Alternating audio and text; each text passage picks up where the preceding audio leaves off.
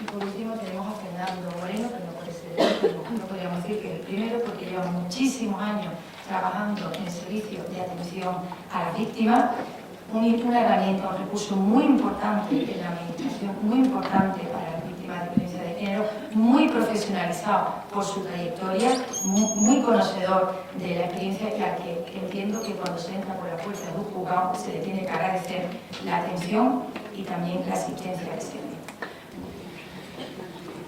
Muchas gracias. En primer lugar, agradecer a la organización del Congreso que haya vuelto a contar con el servicio de atención a víctimas que por otra parte presenta la misma consejería, pero para participar en una de las ponencias. Me he comprometido con la mesa a que mi exposición va a durar sobre unos 10 minutos. Yo me he planteado, para hablar del trabajo que realizamos desde las distintas oficinas del Servicio de Atención a Víctimas en Andalucía, dos casos, hablaros de dos casos reales, obviamente, un poco maquillados también, para que no sean reconocibles, pero dos casos reales que nos podemos encontrar nosotros en el trabajo que realizamos desde nuestras oficinas que están ubicados en los juzgados, en los palacios de justicia. Bien.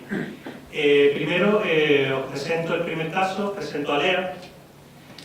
Lea tiene 20 años, como su novio. Salen juntos desde hace 6 años, desde que tenían 14 años.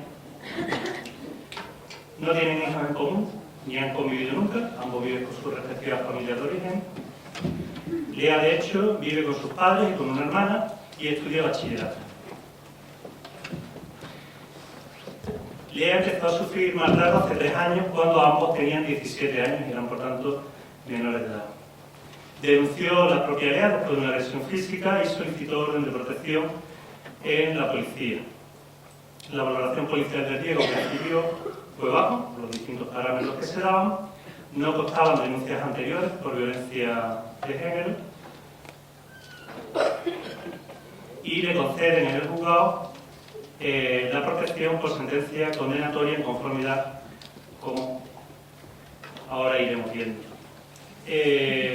A Lea la conocimos en el juzgado de violencia sobre la mujer, al día siguiente de poner su denuncia, y nos contó que su novio siempre fue muy celoso y controlador y que por ese motivo habían discutido mucho en todo el tiempo que tenían de relación. La primera vez que le pegó, que fue hace 3 años, rompieron la relación y estuvieron 1 año sin salir, pero de nuevo volvieron otra vez a ser pareja y esas rupturas y vueltas otra vez se han ido produciendo a lo largo de toda la relación que han mantenido. Desde que volvieron, esa primera vez, los insultos y las humillaciones, incluso en público y delante de las amistades comunes, se han ido intensificando y haciéndose más frecuentes. Hasta que este último fin de semana le volvió a pegar, después de haber quedado también con unos amigos, y cuando llegó a casa fue su madre, la que hasta ese momento era totalmente desconocedora de la situación de violencia que estaba viviendo su hija, la que insistió para ir a urgencia, donde realizaron parte de lesiones y después la acompañó a la policía a poner la denuncia. A Lea, como suele ser habitual, le da mucha pena lo que le pueda pasar al maltratador, se siente muy culpable y en realidad le echa la culpa a los celos que él siente y al alcohol, porque su novio bebe. Viendo esta situación, y después de hablar con ella en el juzgado, viendo también las reticencias que tiene Lea, reconocer su situación como víctima, y después de hablar con el abogado que en ese momento hacía las funciones de guardia del turno de violencia sobre la mujer del Colegio de Abogados de Huelva, con el magistrado que lleva el juzgado de violencia sobre la mujer, con la fiscal, incluso con la médica forense, que la vio en ese momento por las lesiones que se habían producido, después de poner toda la información que teníamos todos en común en el juzgado, la fiscalía deciden acusar por una falta y celebrar un juicio inmediato de falta ese mismo día. De hecho, ese día Lea se vaya del juzgado con una sentencia, que no una orden de protección, sino una sentencia ya condenatoria, con una medida de protección, alejamiento y prohibición de comunicación por parte de su maltratador, al que además se condena a 32 días de trabajo en beneficio de la comunidad. Al día siguiente, ya desde el juicio, porque ya, como digo, no solo fue la vista de la orden de protección, sino un juicio propiamente dicho, llamamos a Lea por teléfono para ver qué tal le iba, qué tal se sentía, Y nos encontramos que había estado hablando con la familia del maltratador, con la que llevaba mucho tiempo de relación, con la que tenía también ciertos lazos afectivos, y se encontraba muy apenada al sentir la incomprensión de la familia del maltratador. Claro, estuvimos trabajando con ella telefónicamente para hacerle entender también las distintas posiciones que iban a tener en toda esta situación su familia y la familia del maltratador, y que no podía pretender empatía, al menos en principio, por parte de la familia de él, y tratamos de reforzar las decisiones que ella había tomado a la hora de poner la denuncia y de secundarla en el juzgado. Tras un par de meses de trabajo con Lea, dice que se encuentra mucho mejor, dice haber empezado a hacer cosas que había dejado de hacer, como salir con las amigas, elegir su propia ropa, sin determinados condicionantes que todos conocemos. Dice que ya no aguanta que nadie controle sus idas y venidas y, por supuesto, que no le supervisen el móvil ni los mensajes, y que ya no entiende que los celos sean una prueba de amor absoluto. Incluso, a pesar de que nos cuenta de que ha suspendido todo el curso, todo ese trimestre, toda esa evaluación, se encuentra más animada porque quiere ponerse de nuevo a estudiar y pretende sacar el último curso de bachillerato que está haciendo. Así continuamos la atención con Lea hasta que a los 5 meses se presentan en nuestra dependencia los padres de Lea y la hermana. Los padres de Lea y la hermana, que vienen sin más a nuestras oficinas, nos cuentan que han descubierto, lo ha descubierto la hermana de Lea, que ha vuelto a tener relación con su maltratador. De hecho, como la orden de alejamiento, la pena de alejamiento ya se ha cumplido, ya ni siquiera se esconden. La hermana de Lea se encontró con ellos, se enfrentó, y Lea se posicionó a favor de su maltratador y en contra de su hermana, y la hermana no se habla ya con Lea. La madre se encuentra muy dolida también por esta situación, porque no entiende cómo su hija ha podido volver con el maltratador y tampoco se habla con ella. El padre se debate entre la comprensión hacia su hija y sacar la escopeta de cañones recortados y ir a casa del maltratador, pero por lo menos aún habla con la hija, que como os he dicho conviven todos, y al menos se sienta con ella a hablar y todavía piensa que la hija la entiende. Los padres de Lea, ambos progenitores, se echan en cara el uno al otro, cómo se han comportado con ella, los permisivos ha sido uno, los permisivos ha sido la otra, etcétera, etcétera, etcétera. En ese planteamiento decidimos trabajar con la familia y le facilitamos una serie de materiales, programamos una serie de atenciones e intervenciones con ambos progenitores, incluso con la hermana, para que entiendan la situación, entiendan lo que está viviendo Lea, el círculo de la violencia que todos conocemos, etcétera, para que puedan seguir estando ahí y mantengan ese difícil equilibrio entre la reprobación de la relación que tiene con el maltratador, que ellos no tienen por qué aceptar, pero sin alejarse de Lea para el momento en el que ella pueda necesitar su ayuda y que pueda seguir contando con la familia. Hacemos una llamada de seguimiento a Lea, le preguntamos qué tal le va, si el maltratador la sigue molestando, y nos dice que no, que está estupendamente, que no la ha vuelto a molestar, y que está a punto de sacar el curso y que todo le va muy bien y que estupendamente, que muchas gracias, que no necesita nada de nosotros. Le facilitamos de nuevo los teléfonos de nuestro servicio, le insistimos para que lo vuelva a apuntar por si lo había perdido, y le decimos que allí estamos nosotros para cualquier cosa que pueda necesitar en un futuro. Y aquí acabamos el trabajo con Lea. Os presento ahora a Raquel. Raquel tiene 16 años y su novio tiene 19 años. Salen juntos desde hace unos 3 años, desde los 13 años y medio. No tienen hijos en común, ni han convivido nunca, porque Lea. Vive con sus padres y con una hermana, pero ni estudia ni trabaja. Empezó a maltratarla hace 2 años y algo, cuando Raquel tenía 15 años y él 17. Denuncia a la propia Raquel y solicita una orden de protección. La valoración policial del riesgo es alto. No constan denuncias anteriores por violencia de género, pero el maltratador sí tiene otros antecedentes policiales por robo con fuerza e intimidación y tentativa de homicidio doloso. Todavía mucho no se celebra.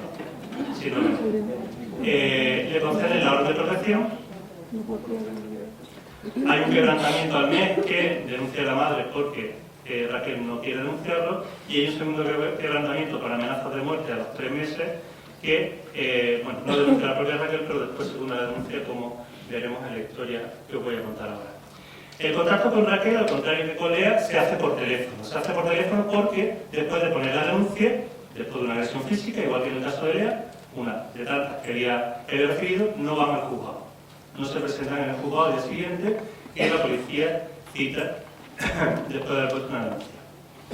El juzgado contacta con nosotros contactamos con la madre de Lea, pues los teléfonos que constan en el atestado policial, hablamos con ella, nos cuenta la situación, nos cuenta que ambas familias, la del maltratador y la de la víctima, se conocen desde hace mucho tiempo, que tienen relaciones de vecindad, que se van a pedir huevos y sal cuando hace falta, incluso ellos han ayudado económicamente a la familia del maltratador porque está en una situación económica precaria, pero que efectivamente es un chico conflictivo, pero la madre sabía que su hija estaba siendo maltratada desde hacía varios años, desde que tenía 15 años, pero nunca habían querido denunciar. Hablamos con ella de la situación, explicamos la importancia de que acudan al juzgado y al final de la mañana conseguimos que acudan al juzgado. Como era al final de la mañana y ya se hacía tarde, no les toman declaración y la citan para el día siguiente. Al día siguiente vemos a Raquel de nuevo en el juzgado. La abuela del maltratador había hablado con Raquel y le había pedido que no continuara con la denuncia. Raquel no quiere continuar con la denuncia, tampoco quería el primer día continuar con la denuncia. Hablamos con ella, hablamos de su situación, nos cuenta que, y se justifica para no continuar con la denuncia, con que ha roto con su pareja, había roto ya, de hecho la agresión se produce durante una ruptura, pero que efectivamente él la sigue acosando y molestándola y controlándola. Incluso nos dice que este control y este acoso se intensificó después de que mantuvieron la primera relación sexual al poco de salir, y incluso nos llega a decir que muchas de esas encuentros sexuales que tiene con su pareja o que había tenido con su pareja no eran plenamente consentidos, como nos había explicado antes Angélica. Ella cede porque entiende que es su obligación como pareja y porque él quiere. Bien, a pesar de que no quiere continuar con la denuncia, después de hacer la misma valoración que hicimos antes, y en esta situación se decide presentar el caso, mandar el caso a valoración de la UVI, de la Unidad de Valoración Integral de Violencia de Género, en el Instituto de Medicina Legal, para hacer una valoración completa de todo el entorno del maltratador, de la víctima y de su entorno familiar, que pueda ayudar a conseguir una condena.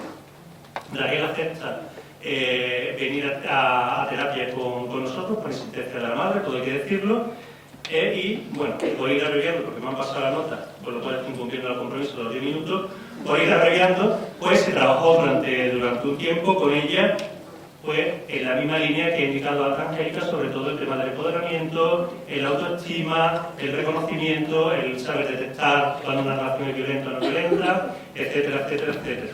En este caso contamos con la ayuda de la familia extensa de Raquel, que no la dejaba ni sol ni sombra, como les he dicho, vivía muy cerca de la familia del maltratador, no salía sola, y de hecho en los incumplimientos, los quebrantamientos, siempre estuvo presente también otro familiar que fue el que denunció esos primeros quebrantamientos, porque Raquel seguía sin querer perjudicar a su maltratador ni que éste tuviera que enfrentarse a la justicia. Trabajamos con ella también en el tema de los bulos sobre la vida en la prisión o la vida también en los calabozos, porque ella había escuchado que a su novio le iban a pegar tremendas palizas en los calabozos de la policía si lo detenían, etcétera, etcétera, etcétera. Se trabajaron también toda esa serie de cuestiones. Se siguió trabajando, como digo, nos coordinamos con la OPAP, con la Unidad de Prevención y Apoyo de la Policía Nacional, que desde un primer momento, como digo, el riesgo de este caso era alto, se le asignó una policía a la que la familia y Raquel podían llamar constantemente, y nos coordinamos con ellos para las acciones policiales. Como digo, nos coordinamos también con la OIT para facilitar toda la información del caso, para la elaboración de la prueba pericial que desde esa unidad tenían que hacer. Y a los 5 meses de la denuncia, y tras uno de los quebrantamientos en el que él acudió a la casa de ella y los insultó y las amenazó, después de hablar con Raquel, que no quería secundar la denuncia que ponían la madre y la hermana, después de hablar nuestra psicóloga con ella empezó a reconocer que en ese momento se dio cuenta de lo feo, decía, que estaba él cuando gritaba y amenazaba, y que ya no sentía ninguna pena por él. Secundó la denuncia en ese caso y continuó. Aún así hubo 2 quebrantamientos más que no se llegaron a denunciar, que no denunciaron, y fue la propia Raquel la que, en el momento del juicio principal, al año y medio, contactó con nosotros para la preparación de ese juicio. con nuestra psicóloga y también con el resto del equipo, de cómo era la sala, dónde se sentaba cada quien, visitamos la sala, contactamos con su abogada y el día del juicio nos coordinamos con el juzgado para que la familia pudiera y Raquel pudieran esperar en nuestra sala y no tuvieran que acceder o que estar esperando en la sala común en la que se podemos encontrar con la familia de él. Solicitamos una mampara para que no tuvieran que declarar delante del maltratador, pero al final no fue necesario porque con las pruebas que había, el maltratador reconoció los hechos y aceptó una sentencia en conformidad con una rebaja de pena, como suele ser común, y ellas no tuvieron que entrar a declarar, ni Raquel ni su familia. Y salieron de allí con una condena también que sería ya firme. Bien, esta ha sido brevemente la explicación de lo que nosotros solemos trabajar en violencia de género cuando acuden al juzgado las víctimas. El SABA es un servicio público universal y gratuito de la Junta de Andalucía, formada por un equipo multidisciplinar de juristas, psicólogos, trabajadores y trabajadoras sociales, con formación en criminología y victimología, que pretende, una de las cosas que había mencionado Angélica antes, que es reducir la victimización secundaria, la victimización institucional que sufre la víctima, no solo de violencia de género, sino de cualquier delito, en su paso por los juzgados. Tenéis más información, el decreto de estructura, las funciones concretas, cómo acceder al servicio, cómo contactar con las 9 sedes de los servicios de atención a víctimas, una por cada capital de provincia, más Algeciras, más otros documentos, incluso un vídeo cortito muy bonito, en esta dirección web que os presento. Sin más, yo termino agradeciéndoles su atención y estoy aquí para cualquier cuestión que quieran plantear. Muchas gracias.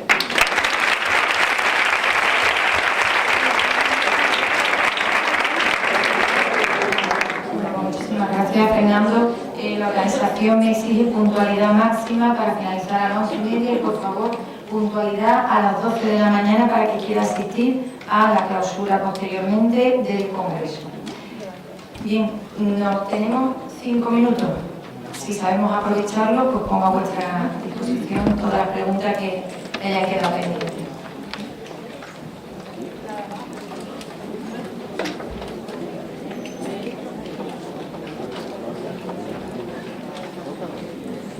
Buenos días, mi nombre es Belén Llago y sobre todo decir que me encanta la mesa porque la multidisciplinariedad creo que es la mejor vía para movernos en este tema, ¿no? Y luego, antes de entrar a decir alguna pregunta concreta del tema último tratado, sí que en la última intervención se ha quedado un comentario, una reflexión en el ambiente, que era preguntar qué es lo que ha fallado y qué es lo que hemos hecho mal.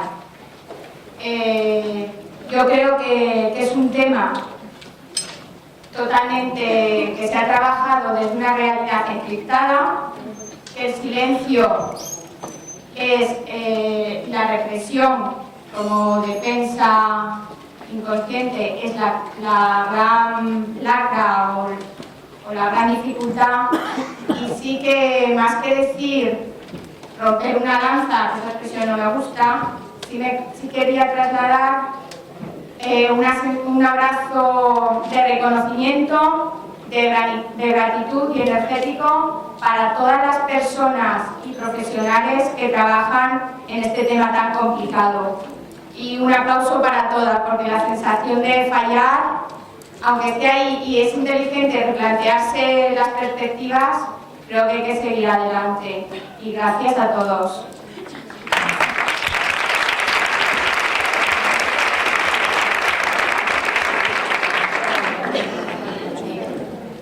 ¿Me hagas pregunta?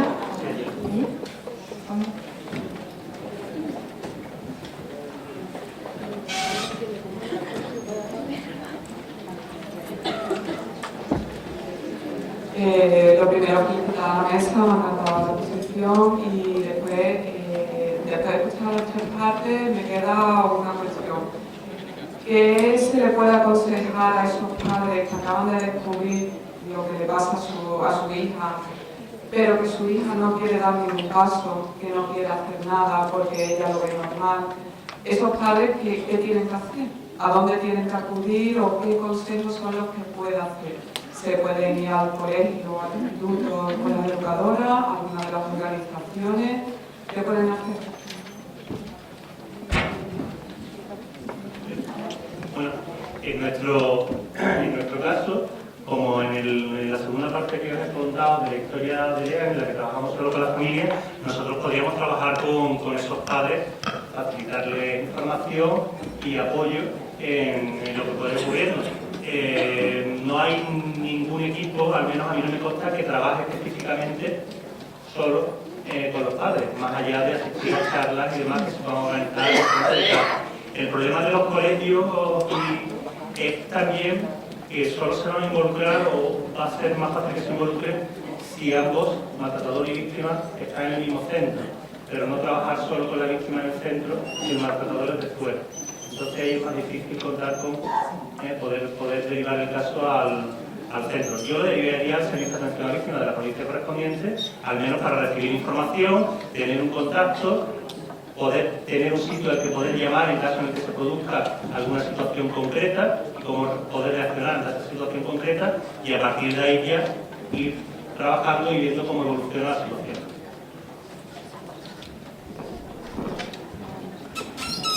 La última pregunta.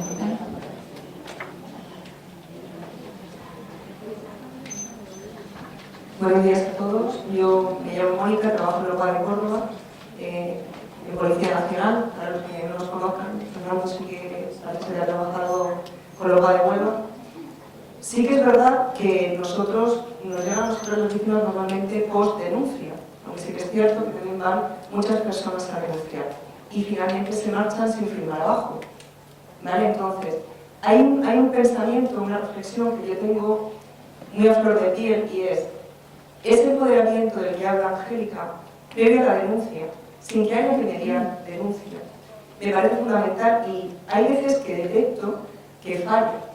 Llegaban datos de más de 1 millón de denuncias, 602 sobreseimientos.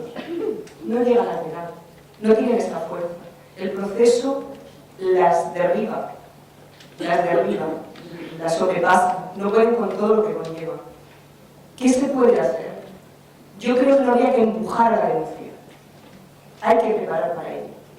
Entonces, yo que cuando llegan, ya para el tarde, ¿vale? Y a pesar de que yo doy charlas entre el plan director, a nivel de adolescentes e institutos, estoy involucrada en otros ámbitos preventivos, pero sí que es verdad que desde aquí hago una llamada de atención al empoderamiento previo.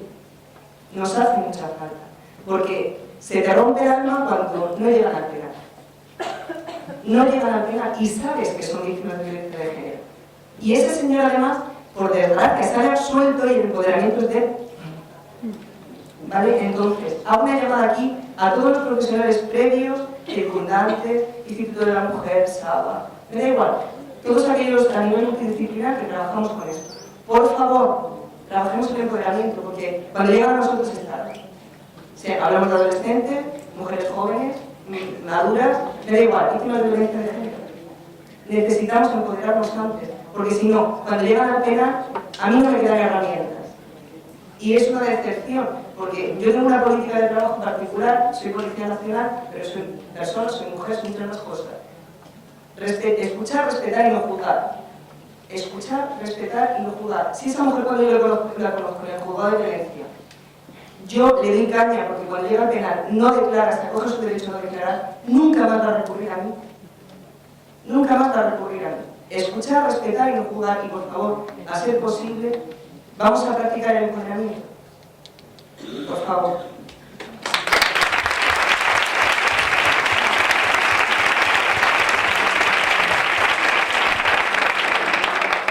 Yo supongo que Laura, coordinadora de la Sala de Córdoba, que está sentada justo al lado tuyo, está pegando codazos, mientras que hablaba, porque al igual que Angélica, y me ha gustado mucho también lo que ha dicho, en el Servicio de Atención a la Víctima, como tú bien sabes, no nos hace falta, de hecho tenemos muchos casos en los que no hay denuncia ni la va a haber. Nuestro trabajo es la recuperación de la mujer y que ella tome, igual que ha dicho Angélica, sus propias decisiones con toda la información, siendo consciente de lo que puede pasar si opta por una vía y si opta por otra. Y si opta por la vía de la denuncia, explicándole muy bien también todos los problemas o todos los inconvenientes que esa vía también tiene, porque los tiene. Y hay que ser realistas también en ese planteamiento, estoy de acuerdo contigo. Y cuando la mujer se sienta con las fuerzas necesarias para hacer frente al divorcio, a la separación sin más o a la denuncia, entonces ayudarla en todo lo que podamos en esa denuncia. En eso estoy completamente de acuerdo contigo, además me parece que es la manera en la que tenemos que trabajar todos los que estamos en esto de la violencia de género. Gracias. Bien, pues yo para terminar comentaros una invitación a que entréis en la página web de la Consejería de Justicia Interior, Dirección General de Justicia Juvenil, ya que nos he podido acercar el escenario que tenemos y las muestras que tenemos en justicia juvenil, en violencia, pues lo podéis hacer a través de la página web. Y yo terminaría con una reflexión para todos.